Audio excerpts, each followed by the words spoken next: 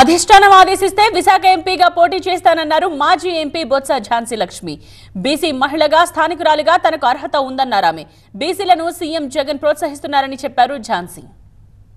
మా నాయకులు జగన్మోహన్ రెడ్డి గారు వారు ఏది చెప్పినా తూచా తప్పకుండా పార్టీ కోసం పనిచేయమన్నప్పుడు పార్టీ కోసం పనిచేసాము. పార్టీ గురించి మీరు బరిలో దిగాలి అంటే దాన్ని కూడా శిరసా వహిస్తాను. వారి ఆలోచన ఏ విధంగా ఉందో పార్టీకి విస్తృత ప్రయోజనం, ప్రజలకి విస్తృత ప్రయోజనం అనేది ఈరోజు కలుగుతుంది అనే నమ్మకంతోనే ఆయన ఏ అంశమైనా తీసుకుంటారు. కాబట్టి ఇస్తే తప్పకుండా శిరసా వహిస్తాను.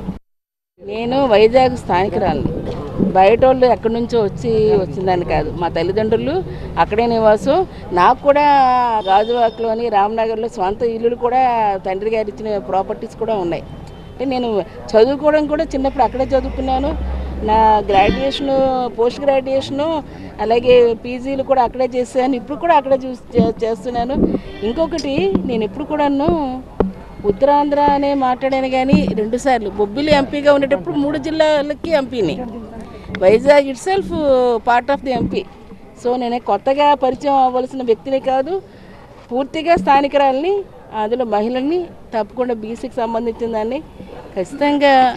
మరి ఇవన్నీ కూడాను పార్టీ చేస్తున్న కార్యక్రమాలు తోడు ఇవి కూడా స్థానికతకి మొగ్గు చూపుతాయని నేనైతే భావిస్తున్నాను.